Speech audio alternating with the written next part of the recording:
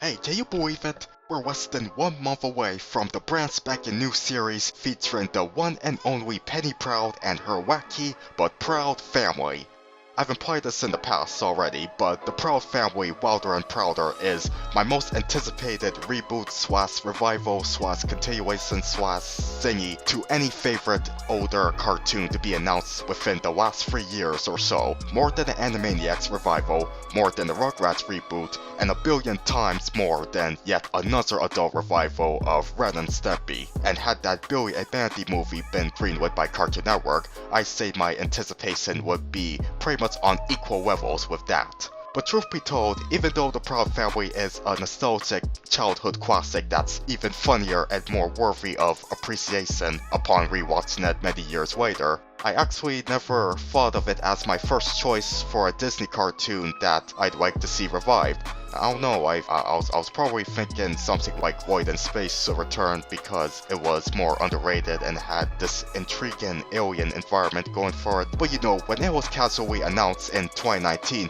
by Tommy Davidson, the voice of Oscar Proud, that The Proud Family is coming back for new episodes on Disney+, and then when Sugar Mama's actress Jo Marie Payton pretty much confirmed it sometime later down, and then when Disney officially announced Wilder and Prouder in February 2020, my thoughts about the idea of Penny and her family coming back went from something I was merely open-minded about to something I was actively hyped about. The Proud's creator, Bruce W. Smith, seems to have been developing the revival series that would become Wilder and Prouder for quite a while, if this quote tweet replying to a hilarious clip from the show I shared in 2018 is anything to go by. Well, let me just say, with his definitive creation returning on Disney+, the short film he co-directed, Hair Love, winning an Oscar not too long before Wilder and Prouder's announcement, and him being honored with a Lifetime Achievement Award at the Annie Awards, everything's coming up brighter for this underrated animation legend. I am positively, excuse the pun, proud of him. Okay, let's finally get on with my thoughts on what has been revealed about Wilder and Prouder thus far. As I mentioned, The Proud Family is a highly nostalgic show for me, so my main feeling while watching the two main trailers released 2 months apart from each other was overjoyed. Just like the title of the music track that's playing. The scenes reminded us of Oscar and Sugar Mama's dynamic alone were enough to confirm the sentiment that this revival will be as full of laughs as the original series. But of course, the trailers don't shy away from establishing what the focal point of this revival is, which is Penny Proud growing up into a young woman.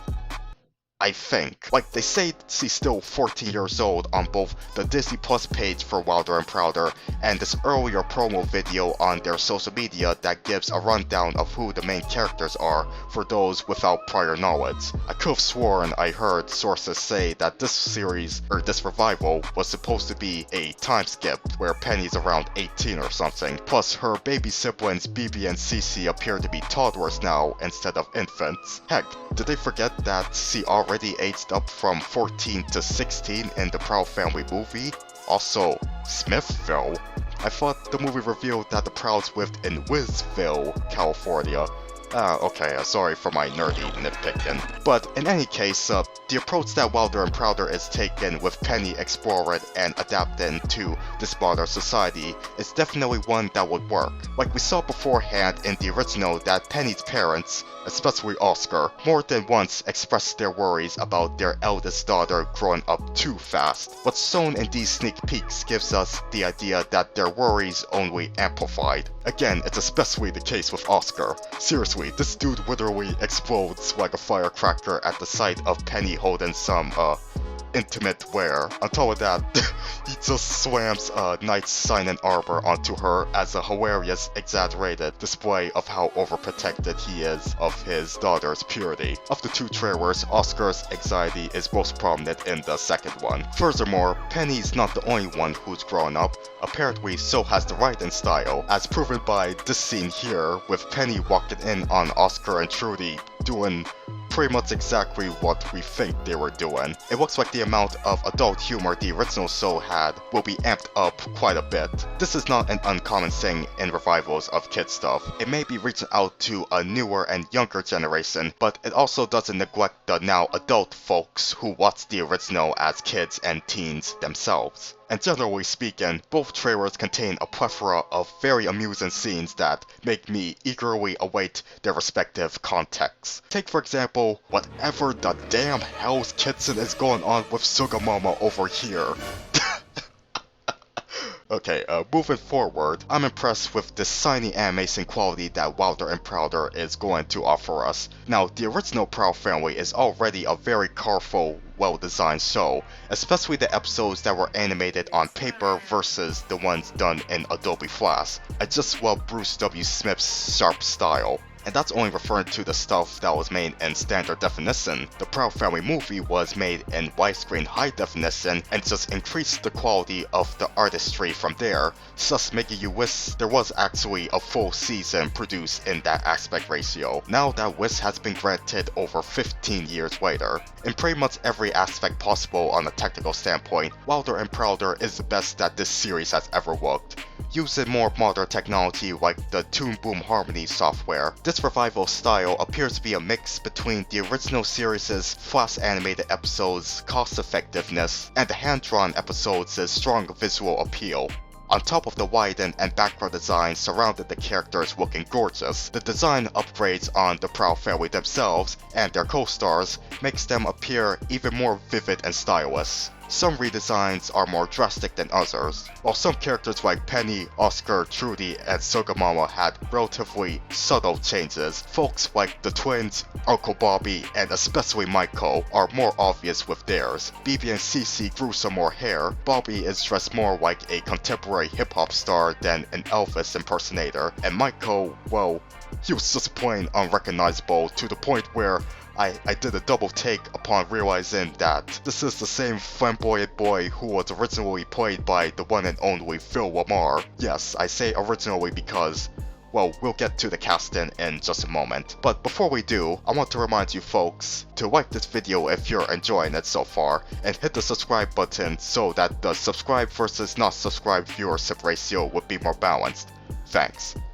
Now, unlike the Rugrats reboot, whose returning cast only consisted of the 5 main actresses for the titular babies versus the massive recasting of their parents, the Proud Family Wilder and Prouder is one hell of a family reunion. Not only are the voices of the family themselves are back, well, with the exception of Tara Strong, who played the twins, but several supporting cast members are reprising their roles too, though for obvious reasons, we won't be getting Orlando Brown back as Sticky, who I'm going to bring up again just a little later. But let's talk about who's new around here. As far as the recasting goes, the only notable instance is E.J. Johnson becoming the new voice of Michael Collins instead of Phil Lamar. Since this incarnation of the character is a confirmed member of the LGBTQ+ community rather than an ambiguous one like in the original series, it only makes sense to cast an actual member of said community for the role. Although I'll still admire Phil's funny performance as Michael back then.